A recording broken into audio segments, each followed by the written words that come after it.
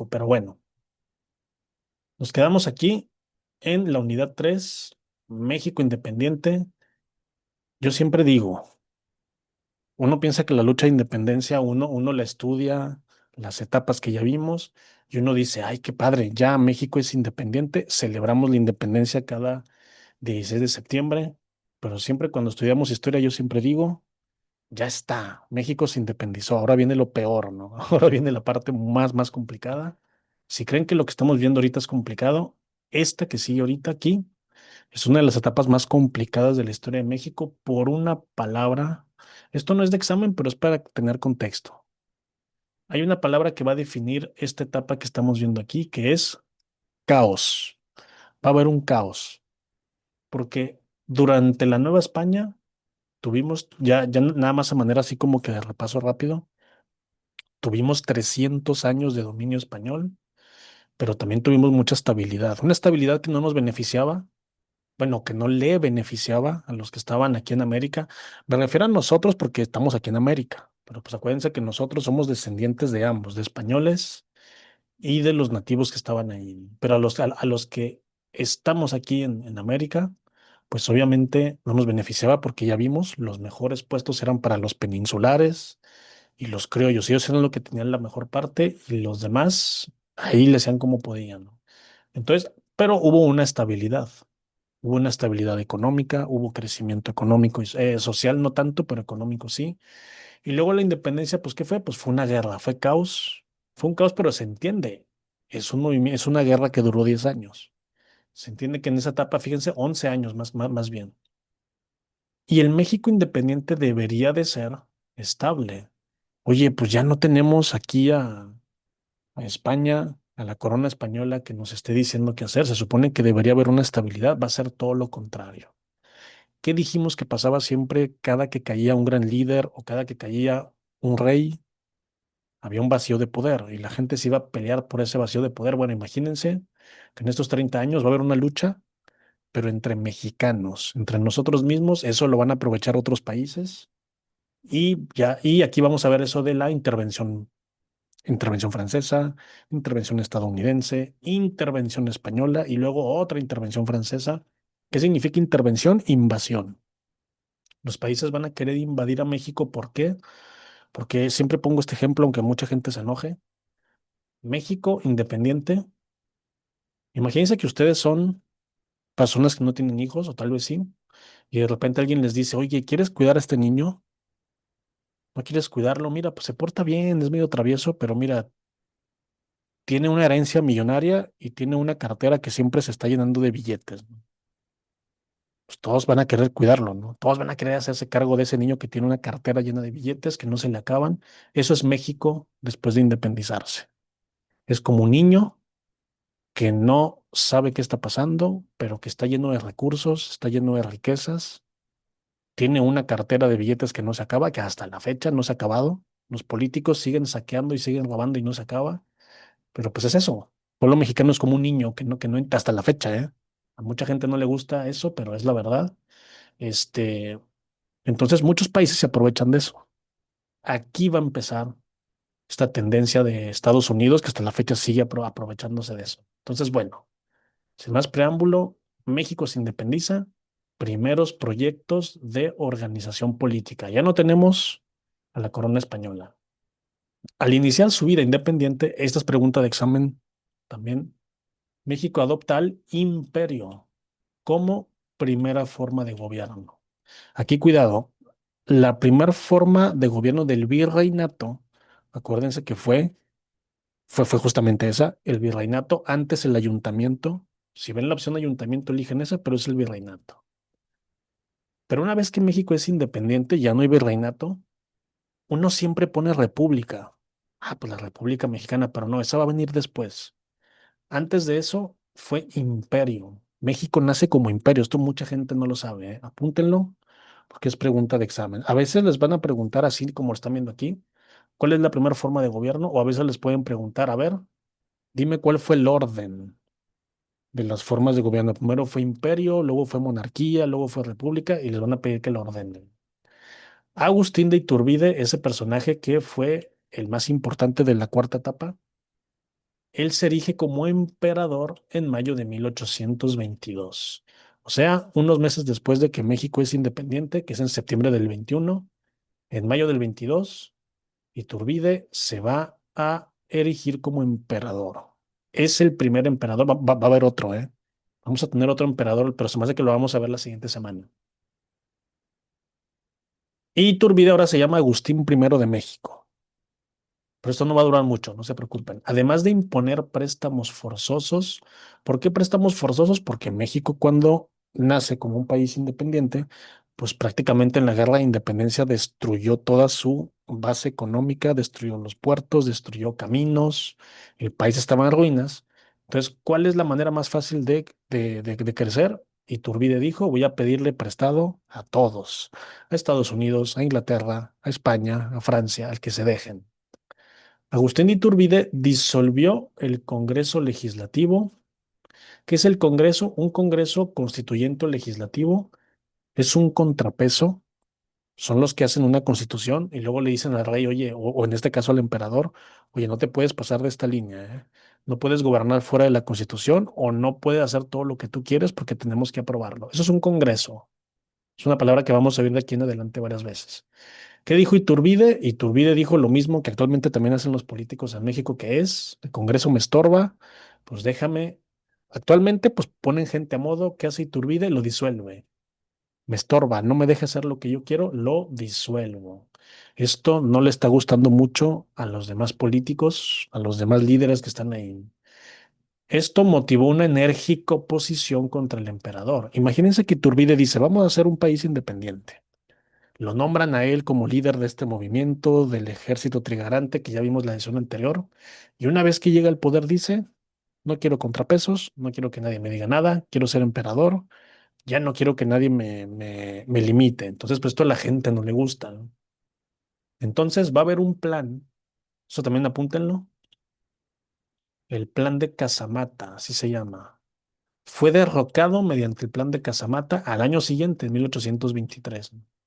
¿Qué es el plan de Casamata y quién lo hace? Un nombre que vamos a estar viendo más adelante muy seguido, Antonio López de Santana. Quien de ustedes lea libros de historia, este nombre ya lo deberá de conocer y quien no, ahorita lo va a conocer muy bien. Y apoyado por Vicente Guerrero, que ya lo conocemos, él fue el de la etapa de la resistencia, y Nicolás Bravo, otro que también era de los aliados de Iturbide, ¿no? Militares del ejército imperial como José Antonio Echavarri, todos ellos contra el emperador Iturbide. Guerrero, Santana, que era un general, Nicolás Bravo, que era también ahí un líder político, todos ellos se van a proclamar en contra de Iturbide. ¿Por qué? Pues porque este señor disolvió el Congreso, quiere hacer lo que se le pega a su gana y no. Queremos hacer un país independiente, no tener otra persona, un emperador ahora, pues no. Tras ser reinstalado el Congreso, ¿por qué se llama constituyente si aquí decía que era legislativo? Es lo mismo, es muy parecido. Legislativos que hace leyes. Legislar son leyes. Y constituyente significa de la constitución. Un congreso constituyente es el que hace una constitución. Aquí todavía no tenemos, ¿eh? Como México independiente, todavía no tenemos constitución. ¿Sí se acuerdan que en la etapa de Morelos hubo una, que fue la de Apatzingán? Fue con el Congreso de Chilpancingo, que me andaba haciendo bolas, andaba confundiendo el Congreso de Chilpancingo con la constitución de, perdón, sí, el Congreso de Chilpancingo para la Constitución de Apatzingán, que fue la de 1814. Pero ahí México todavía no era independiente. México se independiza hasta 1821, oficialmente ahora sí ya es un país, y este Congreso Constituyente es el que va a ser la Constitución de 1824, que es la primer constitución del México independiente. Y aquí también apunten esto, el primer presidente, ahora sí oficial, Guadalupe Victoria, es el primer presidente. Aquí, nada más en este párrafo, tenemos un montón de datos muy importantes. México nace como república, imperio, monarquía, como imperio. Ahí está arriba en azul. ¿Quién es el primer emperador? Iturbide. Iturbide va a ser el primero de dos, el segundo va a ser Maximiliano, pero eso lo vamos a ver después. Iturbide es el primer emperador, disuelve el Congreso, no le gusta a la gente que disuelva el Congreso porque se supone que México, según las ideas de los tratados de Córdoba, México quería nacer como una monarquía constitucional, una monarquía con una constitución, no una monarquía absolutista donde el rey hiciera lo que quisiera. Cuando Iturbide se nombra emperador, dicen, está bien, eres emperador, pero tenías que gobernar con una constitución, ¿eh? La constitución y ese congreso es el contrapeso que nos va a representar al pueblo y no te va a dejar hacer lo que tú quieras. Pues si Iturbide lo disuelve, imagínense. Eso no le gusta a Guerrero, no le gusta a Nicolás Bravo, no le gusta a Santana, y mediante el plan de Casamata fue un plan para derrocarlo, eso quiere decir dar un golpe de estado, así se le dice cuando van a quitar un gobierno, y prácticamente el plan de Casamata fue ir, emboscarlo, le quitaron a su ejército, y al no tener ejército se tuvo que rendir Iturbide, y Iturbide luego lo van a fusilar, porque pues lo declararon un traidor a la patria. Entonces, ya que se reinstala el Congreso Constituyente, se integró un triunvirato provisional dirigido por Nicolás Bravo, Celestino Negrete y este que ya vimos que va a ser el primer presidente de México. ¿Qué significa triunvirato provisional? Un triunvirato es como un gobierno de tres personas. Eso también se hacía en la antigua Grecia y también en la antigua Roma, como diciendo, para que uno no haga lo que él quiere, que haya tres. Oye, pero no será bueno dos, no, hombre, tú pon tres, porque entre más sean, pues va a ser más complicado que se pongan de acuerdo. Cosa que es bueno cuando se quiere legislar, no que haya mucha gente, no que nada más uno o dos decidan. Entonces aquí eso es un triunvirato y que es provisional de mientras elegimos un presidente, ya vimos quién es el primer presidente de México. Entonces tenemos primer emperador, primer presidente, plan de Casamata, todo claro. Y ya tenemos ahora sí la primer constitución del México independiente. Y fíjense que esta constitución tiene un detalle muy curioso. Tiene aspectos liberales y tiene aspectos conservadores. Tiene un poquito de las dos. ¿Cuáles? Acuérdense que liberales son los que quieren algo nuevo. Conservadores son los que quieren un poquito, los que están más apegados a las monarquías, ¿no? Los que quieren cosas como que leyes medievales, ¿no? Vamos a ver primero los aspectos liberales. Acuérdense, esto lo vimos desde la Revolución Francesa. Allí es donde nacen estos términos de manera oficial. Liberales, queremos un cambio. Conservadores, que todo se quede igual. ¿Qué quieren los liberales? Libertades, libertad económica, libertad de culto, libertad de creencia. ¿Qué quieren los conservadores? Iglesia, que la iglesia nos diga qué hacer. Y, ¿cómo se llama? Privilegios, privilegios para ciertas clases, como que los conservadores son como niños que dicen, a mí trátame como niño. A mí que alguien me diga qué hacer y que alguien me dé mi plato de sopita caliente, ¿no? Así yo estoy bien. Y el liberal que dice, no, a mí dame libertad económica porque yo soy adulto y yo me quiero poner a chambear, ¿no? No es que unos sean malos y buenos, ¿eh? Cuidado. No es que unos sean los buenos y otros los malos, es que cada quien quiere gobernar de manera diferente y esto hasta la fecha sigue pasando. Entonces, liberales, régimen republicano, o sea, una república y división de poderes. Los liberales quieren, esto lo vimos en la Ilustración, ¿qué es la división de poderes? Ejecutivo, legislativo, judicial. ¿Por qué es importante la división de poderes? Para que es como un triunvirato, ¿se fijan? Es como un triunvirato. La división de poderes es, pues, que el presidente no haga lo que se le pega la gana y se le ocurra, ¿no?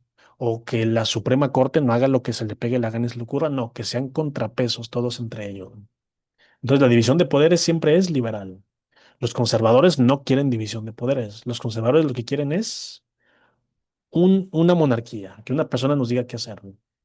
Federalismo, ahorita vamos a ver esta palabra a detalle. Una entidad federativa es un estado. Nuevo León, Tamaulipas, Chihuahua, Puebla, México, todo eso son estados, ¿no? Y hay una cosa que es lo contrario, que es el centralismo. Ya ven cómo hay conservadores y liberales. Ahorita vamos a ver que el país también se va a volver a dividir entre federalistas. ¿Qué quieren los federalistas? Que cada entidad federativa, que cada estado tenga como una soberanía. ¿Qué quieren los centralistas? El centro, que la capital sea la que decida, que la capital sea la que administre todo. Entonces, aquí obviamente el federalismo es una división también de poder del Estado Y el federalismo, pues obviamente también es libertad para cada entidad federativa. Entonces, los liberales quieren federalismo, división del territorio nacional en estados. Y también quieren que el poder ejecutivo a cargo de un presidente a lo largo de un periodo de 4 años. En estas épocas, los periodos son de 4 años. Y lo que ahorita les mencionaba, libertad civil y libertad de prensa. Que la gente, ¿qué significa civil? Que la gente pueda hacer lo que quiera. Y libertad de prensa, que la gente pueda opinar lo que sea, ¿no? Ahora vamos con los conservadores. Ellos se querían catolicismo, elevado a rango de culto nacional, o sea, que sea religión de Estado, que por ley el mexicano sea católico, eso ya está muy conservador. Injerencia del clero en asuntos públicos, otra ley medieval, ¿no? ¿Qué es el clero? La iglesia, que la iglesia decida los asuntos públicos. Algo que todavía un poquito de repente ocurre, ¿no? Que viene una banda de rock o de metal y que la iglesia dice, no, no, no, que no vengan de la ciudad porque son satánicos, ¿no? Eso es la injerencia en asuntos públicos, ¿no? ¿Se va a aprobar la ley del aborto? No. ¿Qué dice la iglesia? No, porque eso es del diablo también. Entonces, todo eso es injerencia del clero en asuntos públicos. Fueros eclesiástico y militar. Un fuero es como un tipo de gobierno y un privilegio también. Entonces, eclesiástico también es de la iglesia y militar. Y jerarquías y prerrogativas, o sea, más privilegios, ¿no? De estos sectores. O sea, militar, iglesia, se fijan, medieval totalmente. Si se acuerdan la imagen que vimos de la época medieval, así era, un soldado y un monje, lo mismo. Entre 1828 y 29, Vicente Guerrero desplazó mediante las armas. Aquí me estoy adelantando un poco. Ya vimos que el primer presidente fue Guadalupe Victoria. El que quedó ahí también, uno que estaba compitiendo era Guerrero y el otro fue Nicolás Bravo. Ellos tres pelearon en la primera elección ya oficial, para hacer, no miento, me estoy adelantando otra vez. Eso ocurrió aquí.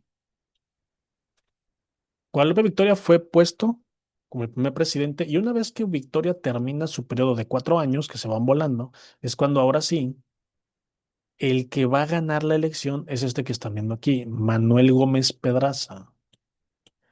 Manuel Gómez Pedraza es el que gana la elección, pero Vicente Guerrero hace el primer golpe de Estado ya del México independiente oficial, como diciendo, no acepto este resultado porque Vicente Guerrero, así como Andrés Manuel dijo, me está robando la presidencia. No crean que eso lo inventó Andrés Manuel, ya estaba pasando desde aquí. Vicente Guerrero hizo lo mismo, hizo un plantón también, no en la Reforma, lo hizo ahí en el Zócalo y mediante las armas desplazó a Manuel Gómez Pedraza que había ganado y se instala como presidente. Esto va a ser muy importante ahorita, apoyado por Lorenzo de Zavala y por Santana, el mismo Santana que andaba acá con el plan de Casamata. Les dije que ese nombre lo íbamos a ver mucho. Este Lorenzo de Zavala era un político mexicano que luego se va a acabar haciendo muy amigo de los estadounidenses. Es uno de los que va por allí a propiciar que Texas se separe, que ahorita lo vamos a ver. Y Antonio López de Santana, nada más rapidito para tener contexto. Santana va a ser es un general, que se fijan aquí están muchas peleas importantes en el plan de Casamata, en esto que se llama el motín de la Acordada, que es cuando Guerrero desplaza a Gómez Pedraza, en toda esta Santana metido. Y lo vamos a ver en otras más. Santana es el famoso presidente que le dicen el vendepatrias. ¿Se han escuchado eso? Que dicen que él perdió el territorio mexicano, que se lo vendió a Estados Unidos, que no sé qué. Ese es Antonio López de Santana. Tiene esa mala fama porque es injusta, pero él tiene esa fama de que fue el que vendió el país, ¿no? Es para que lo tengamos ahí ubicado. Y aquí pasó un episodio que no nos cuentan muchas veces en los libros de la escuela, y es que España todavía no acepta que México es independiente, todavía no acepta que ha perdido, eso ya va a venir un poco después. Entonces, vino un señor que se llamaba Isidro Barradas, también de repente esta es pregunta de examen. Isidro Barradas es un brigadier, o sea, es un militar español que va a intentar tomar el puerto de Tampico, Tamaulipas, en nombre de la corona española, el mismo Fernando VII, el hijo de Carlos IV. ¿Se acuerdan los dos que tenía Napoleón ahí con él? pero fue derrotado Isidro Barradas por Manuel de Miel y Terán y por otra vez Santana. Ese Santana es como el Cristiano Ronaldo de los militares de esta época, ¿no? Se está haciendo muy famoso, está ganando muchas batallas importantes, está defendiendo el nombre de México, pero va a acabar como un villano de la historia. Pero fíjense qué cosas, ¿no? Entonces, ¿qué está pasando aquí? Vicente Guerrero tomó la presidencia por las armas, eso lo va a pagar ahorita después. Y cuando eso estaba pasando, España intenta reconquistar México con esta expedición de Isidro Barradas, apúntenlo, también es pregunta de examen.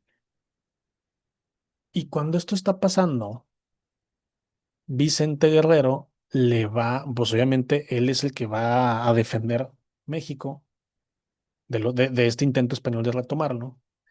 Y aquí dice, estos generales Miel y Terán y Santana, que sostuvieron la soberanía en 1829 contra España.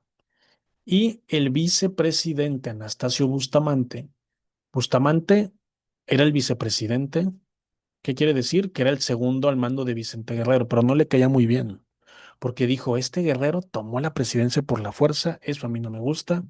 ¿Y qué hizo este Bustamante? Bustamante, sabiendo que podía ponerse en contra de él, aprovechando que Guerrero le dio un ejército, se valió de un marino genovés llamado Francisco Picaluga, le pusieron como una trampa ya a Vicente Guerrero, lo aprendieron, lo declararon un traidor por haber hecho esto de haber tomado por la fuerza la presidencia y lo fusilan. Fíjense qué cosas. A Iturbide y a Guerrero, que son las dos figuras del final de la independencia, a los dos los fusilamos, ¿eh? A los dos, ¿no? De esta manera, Bustamante, que ya les dije, no le caía muy bien Vicente Guerrero, asciende al poder ejecutivo y gobernó de manera provisional, o sea, de mientras, entre 1830 y 32, hasta que se cumplieron los 4 años de Guerrero. Aquí lo que aquí les pueden preguntar es, ¿quién fue el que intentó retomar España para México? Isidro Barradas. ¿Quiénes lo derrotaron? Mier y Terán y Santana. ¿Quién traicionó ahí a Vicente Guerrero? ¿Quién le puso ahí esa trampa? Anastasio Bustamante. ¿Por qué? Porque era el vicepresidente. No le gustó lo que Guerrero hizo cuando desplazó a Manuel Gómez Pedraza. Ya sé que son muchos nombres, está un poquito revuelto, por eso en el examen lo preguntan. Y si lo vemos así como el chismecito que fue, a lo mejor se les queda un poco mal. Aquí tenemos, este es Anastasio Bustamante, el que ahí hizo eso contra Guerrero, y esta es una de las muchas imágenes que hay famosas de Antonio López de Santana. Fíjense lo que dice aquí, varias veces presidente entre 1833 y 55. No lo van a creer, pero este señor va a ser electo presidente más de 10 veces, por liberales, conservadores, federalistas, centralistas, de todo. ¿Por qué? Porque es muy famoso, la gente lo quiere mucho, pero ahorita vamos para allá. Y luego tenemos la oposición entre los promotores del centralismo, que son como que más conservadores, quieren el poder centralizado, y del federalismo, que son estos liberales que quieren que cada estado tenga ahí una, como que cierta libertad. Era un factor propicio para la inestabilidad en el país. O sea, seguimos divididos entre conservadores y liberales. Pero también parecía facilitar el camino de Santana hacia el poder, quien por primera vez fue designado presidente en el 33, pero se ausentó porque Santana como que no se le daba mucho gobernar, él era un general, a él le gustaba mucho andarse ya agarrando fregazos y andarse allí peleando con medio mundo, y el poder ejecutivo lo dejó a cargo de apunten este nombre, Valentín Gómez Farías, es un liberal radical. Gómez Farías, seguramente el nombre lo han escuchado en alguna avenida o calle, porque aquí vamos a empezar a ver ciertas personas que son referentes del liberalismo y otras del conservadurismo. Él impulsó una reforma liberal para instituir la educación laica. Siempre les pregunto, ¿qué significa laico? ¿Qué significa que algo es laico? Que es libre de creencias. O sea, una educación laica que hasta este momento la iglesia dominaba. Gómez Farías, liberal, no quiere que la iglesia siga allí educando a la gente y él es el que impulsa esta reforma liberal para que el Estado eduque a la gente y no la iglesia. Esto es un líder liberal. Vamos a ver ahora el conservador. Al más importante es este Lucas Alamán. Aguas, ¿eh? No es alemán, es Alamán. Yo mucho tiempo en mi mente le decía Lucas Alemán, no, es Lucas Alamán. Es el, no voy a decir el padre, pero sí es aquí la figura más importante del conservadurismo. Entre los líderes conservadores, defensores del centralismo y del catolicismo, y que obviamente rechazaba esta propuesta de educación laica, era Lucas Alamán. Aquí voy a hacer otro paréntesis. Empiezan a hacer estas uniones. En su mente empiezan a crear como que este mapa de, a ver, tenemos liberales y conservadores. Porque si se fijan, ya son muchas palabras, pero váyanlas uniendo en su mente. ¿Quién quiere educación laica? Pues los liberales. Los conservadores no, porque el conservador quiere que apoya a la iglesia y quiere que la iglesia controle lo más que pueda. No es que el conservador sea tonto, o no es que el liberal sea muy, como que muy atrabancado. Es que cada quien tiene un proyecto de gobierno, cada quien tiene un proyecto a futuro. Otra vez, no es que unos sean buenos y malos. Ustedes tendrán sus inclinaciones políticas hacia un lado o hacia otro, cada quien, pero el liberal se arriesga, el liberal dice, yo voy a lo nuevo, aunque no sepa dónde voy. ¿Se acuerdan lo que pasó en la Revolución Francesa? Que los liberales dijeron, no queremos al rey, pero lo quitaron y hubo caos, hubo desorden, porque la monarquía era lo único que ponía orden y al no haber monarca no hay orden. Entonces, ahí había conservadores que decían, oye, pues nos conviene, estábamos mejor antes, ¿no? Aquí está pasando lo mismo. Los liberales quieren estas ideas de la ilustración, ideas de libertad, ideas laicas, que la iglesia no es que sea mala, no es que no queramos a la iglesia, sino que la iglesia se encargue de lo de la iglesia. La iglesia no tiene por qué educar a la gente y no tiene por qué hacer leyes. Eso que lo haga un congreso constituyente, que lo haga el poder legislativo, ¿no? Y el conservadurismo que quiere, el conservador no es que sea un retrógrada que quiera vivir en el pasado. El conservador quiere orden. El conservador quiere orden y Lucas Alamán no es un villano, es una persona, es un héroe de los conservadores porque él dice yo quiero orden. Y la iglesia da orden y un monarca también da orden. A lo mejor no nos dan muchas libertades, pero tenemos orden. Se fijan, cada quien es un estilo, son estilos de gobernar, ¿no?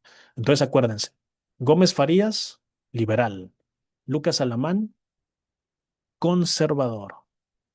El principal el, le decían el apóstol del conservadurismo, Lucas Alamán. Y Gómez Farías, liberal. ¿Quién quiere la reforma de educación laica? Los liberales. ¿Quiénes están en contra de ellas? Los conservadores. ¿Quiénes quieren centralismo? ¿Quiénes quieren centralizar el poder? Cuando piensen en centralizar el poder, piensen en una monarquía. ¿Quién quiere monarquía? Los conservadores. ¿Quiénes quieren el federalismo? ¿Qué significa federal? Ah, entidad federativa, estados. ¿Quién quiere estados independientes o más que nada soberanos? Los liberales, los de Valentín Gómez Farías. Está revueltito, pero ahorita al rato vamos a ver unas preguntas y a ver si esto se nos queda un poco, ¿eh? Porque, ¿qué dicen? Oiga, señor, pues ya vimos todo esto de acá y esto también, muchos nombres, pero quédense con esas ideas. Entre 1833 y 55, como ya vimos aquí, Santana va a gobernar de forma irregular hasta 11 veces y fue fortaleciendo el modelo centralista. Este señor era lo que le convenía, ¿eh? Hasta verse derrocado por el plan de Ayutla. Aquí nos estamos adelantando muchas cosas, pero ahorita vamos a ponerlo ahí en contexto.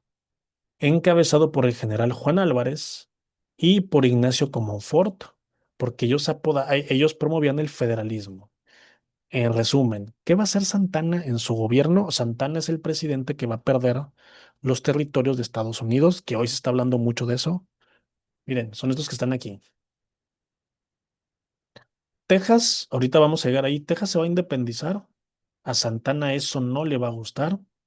Va a ser una guerra. Por eso Santana se ausentaba, ¿eh? Esto que está aquí es Texas.